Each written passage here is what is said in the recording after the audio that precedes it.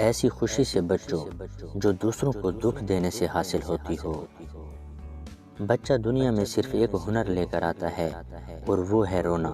بچہ رو رو کر اپنی ماں سے ہر بات منوا لیتا ہے، مگر کتنے بد نصیب ہیں ہم لوگ اگر ہم رو رو کر اس رب سے اپنے گناہوں کی بخشش نہ کروا سکیں جو ایک ماں سے 70 گنا زیادہ محبت ہم سے کرتا ہے۔ اگر لوگ تم سے متاثر ہو رہے ہیں تو تکبر نہ کرو، شکر ادا کرو اپنے رب کا جس نے تمہارے عیب چھپا کر تمہیں لوگوں میں معزز بنا رکھا ہے۔ کسی کو کمزور اور حقیر نہ سمجھو، کیونکہ راستے میں چھوٹا سا پتھر بھی آپ کو منہ کے بل گرا سکتا ہے۔ عزت کے موتی پر ذرا بھی میل آ جائے تو سینکڑوں دریا بھی اسے دھو نہیں سکتے۔ زندگی میں 2 نصیحتوں پر عمل کرنا، ہمیشہ کے لیے کامیاب ہو جاؤ گے۔ 1. نماز مت چھوڑنا، زندگی کی ساری برکتیں اسی میں ہیں۔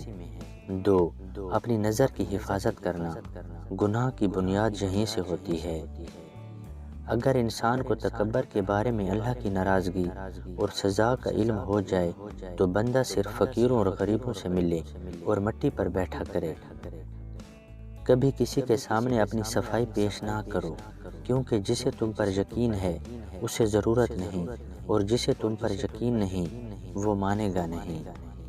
اپنا سر اونچا رکھو کہ تم کسی سے نہیں ڈرتے، لیکن اپنی نگاہیں نیچی رکھو تاکہ پتہ چلے تم ایک باعزت گھرانے سے تعلق رکھتے ہو۔ زندگی کے ہر موڑ پر صلح کرنا سیکھو، کیونکہ جھکتا وہی ہے جس میں جان ہوتی ہے، اکڑنا تو مردے کی پہچان ہوتی ہے۔ زندگی کی اصل خوبصورتی یہ نہیں کہ آپ کتنے خوش ہیں، بلکہ زندگی کی اصل خوبصورتی تو یہ ہے کہ دوسرے آپ سے کتنا خوش ہیں۔ اللہ کی راہ بظاہر کانٹوں سے بھری ہے، مگر در حقیقت اطمینان اور سکون کی دولت سے بھری پڑی ہے۔ رشتوں کی خوبصورتی ایک دوسرے کی بات کو برداشت کرنے میں ہے۔ بے عیب انسان تلاش کرو گے تو اکیلے رہ جاؤ گے۔ جب زندگی میں سب کچھ الٹ پلٹ ہونے لگے تو سمجھ جائیں کہ رب کریم انہیں نئے سرے سے ترتیب دے رہا ہے۔ اب دعا کرو، انتظار کرو اور دیکھو جو بھی کرے گا بہترین کرے گا۔ کفر کے بعد سب سے بڑا گناہ دل دکھانا ہے، چاہے وہ دل مومن کا ہو یا کافر کا۔ جسے اللہ تعالیٰ اپنی محبت دیتا ہے اسے پھر کسی اور چیز کی خواہش نہیں ہوتی، اور جسے وہ دنیا دیتا ہے اس کی خواہش بھوک بن جاتی ہے، کبھی ختم نہیں ہوتی۔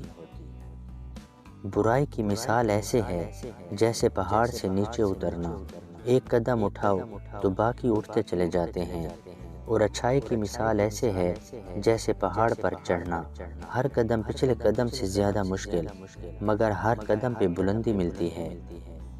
معافی مانگنے کا مطلب یہ نہیں ہوتا کہ ہم غلط اور وہ صحیح ہے، بلکہ اصل مطلب یہ ہے کہ ہم میں رشتہ نبھانے کی صلاحیت اس سے زیادہ ہے۔ مومن وہ نہیں جس کی محفل پاک ہو، مومن وہ ہے جس کی تنہائی پاک ہو۔ ہمیشہ صاف اور سیدھی بات کرو، شریفانہ انداز میں گفتگو کرو، برائی کو بھلائی سے رفع کرو۔ رب کہتا ہے کسی کو تکلیف دے کر مجھ سے اپنی خوشی کی دعا مت کرنا، لیکن اگر کسی کو ایک پل کی خوشی دیتے ہو تو اپنی تکالیف کی فکر مت کرنا۔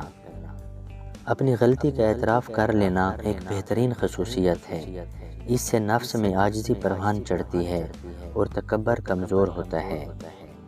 صبر ایک ایسی سواری ہے جو اپنے سوار کو گرنے نہیں دیتی، نہ کسی کے قدموں میں اور نہ کسی کی نظروں میں۔ علم وہ نہیں جو آپ نے سیکھا ہے، علم تو وہ ہے جو آپ کے عمل اور کردار سے ظاہر ہو۔ جب تمہیں ذکر الہی سننا اچھا لگنے لگے تو جان لو کہ تمہیں اللہ سے اور اللہ کو تم سے محبت ہو گئی ہے۔ ضرورت مند کی جائز حاجت پوری کرنا 1 مہینے کے اعتکاف سے بہتر ہے۔ اگر عبادت نہیں کر سکتے تو گناہ بھی نہ کرو۔